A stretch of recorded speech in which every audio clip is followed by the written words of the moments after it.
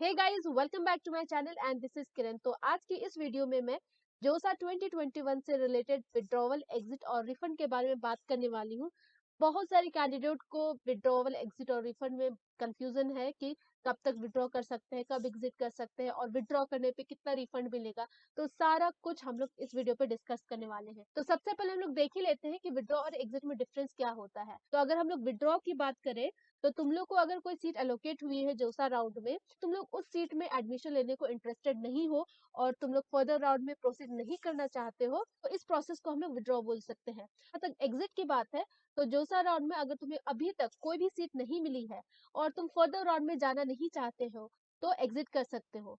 Hopefully तुम लोग को विड्रॉ और एग्जिट के बीच का डिफरेंस पता चल गया। इस वीडियो में हम लोग आईआईटी का विड्रॉ और एग्जिट के बारे में डिस्कस करेंगे। मैं नेक्स्ट वीडियो में एनआईटी प्लस सिस्टम के बारे में बात कर दूंगी। तो आपको तो पता ही होगा कि आईआईटी में जो एडमिशन होता है वो जोसा काउंसलिंग के थ्रू ही होता है। इसके लिए कोई स्पेशल सीसैप का स्पेशल राउंड नहीं होता है। मैंने ऑलरेडी एक फ्लो चार्ट बनाया हुआ है सो दैट तुम लोग को अच्छे से समझ में आ जाए जो भी फ्लो है।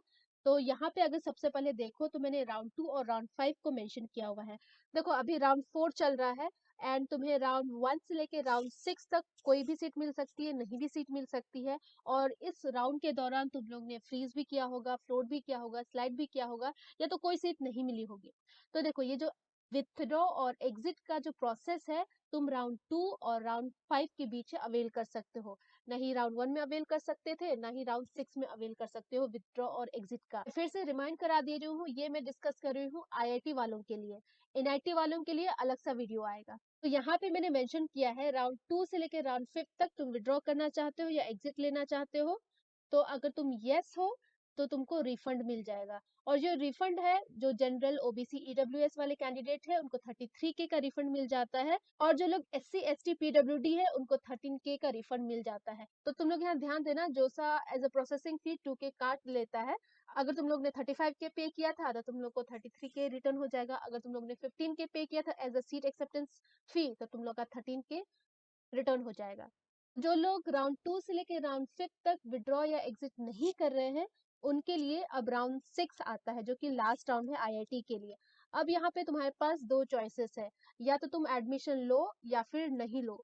अब यहाँ देखो, जो लोग एडमिशन ले रहे हैं अलॉटेड कॉलेज में, उनको अपने अलॉटेड कॉलेज का वेबसाइट चेक करना है और उसमें जो भी नोटिफिकेशन आएगा उसके हिसाब से अपना जो एडमिशन प्रोसेस है उसको कंप्लीट करना है। अपने आईआईटी, अलॉटेड आईआईटी के वेबसाइट में सारा चीज मेंशन रहेगा, तो उसको फॉलो करो, तुम्हारा एडमिशन हो जाएगा आईआईटी में।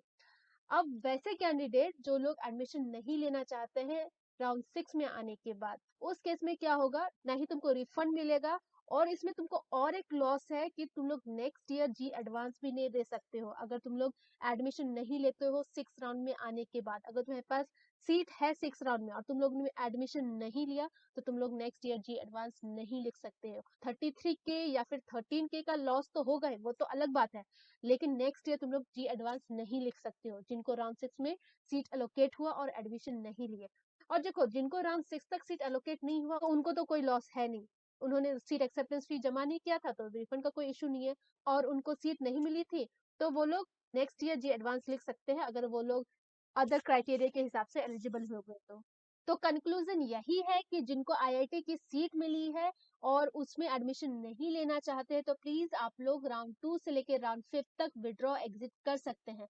राउंड 6 में आने के बाद अगर एडमिशन नहीं लिया तो तुम लोग का घाटा है, एक तो पैसा वाइज घाटा होगा ही, और नेक्स्ट ईयर तुम लोग जी एडवांस के लिए नहीं बैठ सकते हो। और जहां तक ineligible for JEE advance next year की बात है, तुम लोग बिजनेस रूल का पेज नंबर 48 देख सकते हो, उसमें पॉइंट नंबर 70 और 71 में क्लियरली मेंशन है। तो तुम लोग अगर बिजनेस रूल के पेज नंबर 48 पे जाओ और यहाँ पॉइंट नंबर 70 और 71 देखो, तो यहाँ पे क्लियरली लिखा हुआ है कि कब तुम जी एडवांस के लिए इन एलिजिबल हो। तो यहाँ पे 70 पॉइंट में लिखा हुआ है, दो पॉइंट है ए और बी। तो यहाँ पे ए में लिखा हुआ है, candidates who have been confirmed a seat in an IIT in any of the first 5 rounds of JOSA and who do not withdraw the confirmed seat by the 5th round of counseling become ineligible for G advance in subsequent year। तो यहाँ पे उन्होंने बोला, अगर तुमको round 1 से round 5 तक कोई भी सीट मिलती है और अगर तुमने राउंड 5 तक विड्रॉ नहीं किया तो नेक्स्ट ईयर तुम जी एडवांस नहीं लिख सकते हो। बी में मेंशन किया है, candidates who have been confirmed a seat in an IIT for the first time in 6th final round of JOSA either after reporting online or after reporting at the admitting institute become ineligible for G advance in subsequent year. और अगर तुमको round 5 तो कोई seat नहीं मिली थी, round 6 में आके तुमको सीट मिलती है और तुम एडमिशन नहीं लेते हो, तो भी तुम इनएलिजिबल हो जाओगी जी एडवांस लिखने के लिए नेक्स्ट ईयर। तो अगर तुम लोग को नेक्स्ट ईयर जी एडवांस लिखना है, जो भी सीट एलोकेट हुआ है तुम लोग को जोसा राउंड में, तो तुम लोग 5th राउंड तक ही जो भी डिसीजन लेना है डिसाइड कर लो। 6th राउंड में आना है, तुम लोग ने एडमिशन नहीं लिया, तो नेक्स्ट ईयर तुम लोग जी एडवांस लिख भी नहीं पाओगे। पॉइंट नंबर 71 में है, candidates whose admission is cancelled after being admitted to the admitting institute for any reason whatsoever become ineligible to appear to G advance in subsequent year। और 71 में उन्होंने क्लियरली लिख दिया है, अगर तुम लोग ने अलॉटेड आईआईटी में एडमिशन लिया और फॉर किसी भी रीजन से अगर तुम्हारा सीट कैंसिल हो गया, मे बी तुमने डॉक्यूमेंट अच्छे से प्रोड्यूस नहीं कर पाए, कोई फॉर्जरी कर दी, कुछ भी रीजन हो सकता है, उसके कारण भी तुम लोग इनएलिजिबल हो जाओगे नेक्स्ट ईयर जी एडवांस लिखने के लिए। तो प्लीज दो चीज याद रखना, तुम लोग को अगर नेक्स्ट ईयर एडवांस लिखना है, जी एडवांस लिखना है, तो राउंड 5 से ही पहले एग्जिट हो जाना, राउंड 5 से ही पहले विड्रॉ कर लेना अगर इस साल एडमिशन नहीं लेना है तो। जितने भी डॉक्यूमेंट्स आईआईटी में मांगे जाएंगे तुम लोग करेक्ट देना, जो भी इंफॉर्मेशन मांगा जाएगा वो करेक्ट देना। देखो यहाँ पे कुछ कुछ डॉक्यूमेंट्स ऐसे होता है जैसे माइग्रेशन हो गया, एंटी रैगिंग हो गया, गैप सर्टिफिकेट हो गया, ये कुछ कुछ डॉक्यूमेंट्स है, इसको सबमिट करने के लिए कॉलेज तुम्हें 1-2 महीने का टाइम दे देता है, तो उसमें टेंशन नहीं लेना है। लेकिन जो तुम लोग ने जोसा में अपलोड किया है, एटलीस्ट वो सारे डॉक्यूमेंट्स करेक्ट होने चाहिए। तो ये वाला फ्लो चार्ट जो भी आईआईटी कैंडिडेट्स है अच्छे से देख लो। विड्रॉ, एग्जिट, रिफंड का जितना भी कॉन्सेप्ट है मैंने जितना ब्रीफली समझाने की कोशिश किया था समझाया हुआ है। तो जोसा का विड्रॉल और एग्जिट प्रोसेस बताने से पहले मैं एक चीज मेंशन करना चाहती हूँ। आई होप बहुत सारे लोगों को पता होगा भी या नहीं पता होगा, don't know, but last year 2020 में एक केस सुप्रीम कोर्ट तक गया था कि एक आईआईटी बॉम्बे के कैंडिडेट ने एक गलत क्लिक के कारण, रॉन्ग क्लिक के कारण अपना सीट लूज कर दिया था। देखो इस बार क्या हुआ था, तुम लोग ने ध्यान दिया होगा, विलिंगनेस के लिए क्या होता है, विलिंगनेस जब भी टैब में क्लिक करोगे तो तुम लोग को पासवर्ड देना पड़ता है और वो प्रॉम्प्ट होता है कि are you sure you want this, तो पासवर्ड देके तुम कंफर्म करते हो। लास्ट ईयर भी ऐसा ही था, अगर तुम विड्रॉ करना चाहते हो तो पासवर्ड देके तुम विड्रॉ कर सकते हो। अब उसने क्या रॉन्ग क्लिक किया किसी को आइडिया नहीं है, ये तो सुप्रीम कोर्ट ही जाने। इस चीज से बचने के लिए इस साल बस विड्रॉवल और एग्जिट का प्रोसेस थोड़ा सा लेंदी हो सकता है, तो हम लोग वही प्रोसेस देख लेते हैं कि बिजनेस रूल में क्या मेंशन्ड है। ये number page number 42 business rule का है। तो यहाँ पे पॉइंट नंबर 59 में अच्छे से समझाया गया है कि तुम लोग को विड्रॉवल के लिए क्या क्या प्रोसेस करना है। तो स्टेप 1 में लिखा हुआ है कि कैंडिडेट को जोसा में लॉगिन होना पड़ेगा और एक विड्रॉवल का रिक्वेस्ट सबमिट करना पड़ेगा और डिक्लेरेशन भी अपलोड करना पड़ेगा। ये जो डिक्लेरेशन है एनेक्सर 9 है, इसका यहाँ पे देख सकते हो फॉर्मेट, ये तुमको मिल जाएगा बिजनेस रूल में। ये सारा फॉर्म फिलअप करके फिर साइन करके, पेरेंट्स का साइन, एप्लीकेंट का sign, name, date and place, यहाँ पे जो भी साइन कर रहे हैं, पेरेंट्स साइन कर रहे हैं तो मदर फादर हो जाएगा, और गार्जियन साइन कर रहे हैं तो अंकल आंटी ब्रदर सिस्टर जो भी साइन कर रहे हैं उनका भी साइन चाहिए। जैसे मैंने ये बताया ना, केस लास्ट एक सुप्रीम कोर्ट में चला गया था, सिर्फ क्लिक करने पे विड्रॉ हो जाता था, तो इस बार उन्होंने थोड़ा सा प्रोसेस को चेंज किया है। तुमको अगर विड्रॉ करना है तो ये जो एनेक्सर 9 है इसका पूरा फॉर्म प्रिंट आउट करना है, इसको अच्छे से फॉर्म भरना है, अपना सिग्नेचर और अपने गार्जियन का सिग्नेचर भी यहाँ चाहिए। नेक्स्ट स्टेप है कि ये एनेक्सर 9 एंड रिक्वेस्ट सबमिट करने के बाद तुम लोग को एक ओटीपी आएगा तुम्हारे नंबर और ईमेल आईडी में, और ओटीपी एंटर करने के बाद ही तुम्हारा विड्रॉवल रिक्वेस्ट कंफर्म होगा। तो स्टेप 3 में मेंशन है कि रिपोर्टिंग ऑफिसर क्या क्या स्टेप उठा सकता है जब उनके पास तुम्हारा विड्रॉवल रिक्वेस्ट आएगा। तो सबसे पहला है, reporting officer will accept the request, the candidates withdrawal request is accepted. तो सबसे पहला है वो देखेंगे, अगर सब कुछ सही रहा तो विड्रॉ एक्सेप्ट कर लिया जाएगा।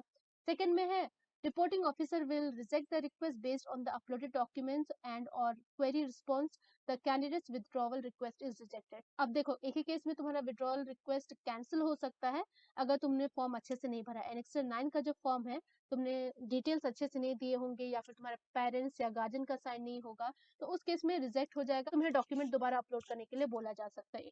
इस काइंड ऑफ क्वेरी रेज कर सकते हैं एंड फिर क्वेरी रेज करने के बाद करेक्ट एनेक्सर 9 का फॉर्म अपलोड कर सकते हो। थर्ड केस में जो वेरीफाइंग ऑफिसर है वो एक्स्ट्रा एडिशनल डॉक्यूमेंट मांग सकते हैं कंफर्म करने के लिए कि हाँ करेक्ट कैंडिडेट नहीं आपने विड्रॉवल के लिए रिक्वेस्ट रेज किया है। एंड ये सब होने के बाद जब वो अप्रूव या रिजेक्ट होगा तो उसका जो स्टेटस है तो अपने जोसा पोर्टल में भी देख सकते हो।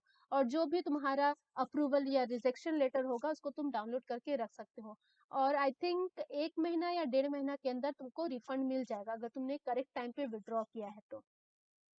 और जहाँ तक एग्जिट की बात है, एग्जिट के लिए तुम लोग पेज नंबर 43 देख सकते हो। पेज नंबर 43 में पॉइंट 63 में उन्होंने मेंशन कर दिया है कि एग्जिट का क्या प्रोसेस है।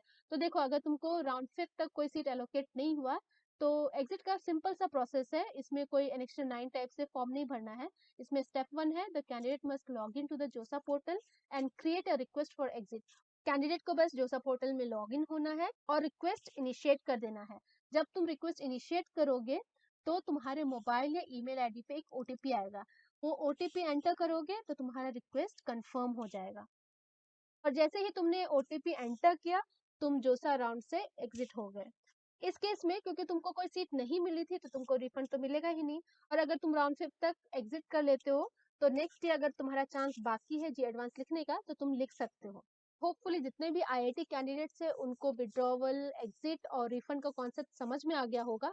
और अगर अभी भी थोड़ा बहुत डाउट है तो कमेंट सेक्शन में क्वेरी कर लेना। I will be replying back as soon as possible. और अगर तुम लोग इस चैनल पर न्यू हो तो प्लीज चैनल को सब्सक्राइब कर देना। अपने दोस्तों को भी सब्सक्राइब करने के लिए बोल देना सो दैट उनकी भी जोसा रिलेटेड जो भी क्वेरी हो उनको सॉल्व किया जा सके। इस वीडियो के लिए बस इतना ही था। जो भी लोग एनआईटी प्लस सिस्टम का विड्रॉवल, एग्जिट और रिफंड का वेट कर रहे हैं वो लोग नेक्स्ट वीडियो में देख सकते हैं।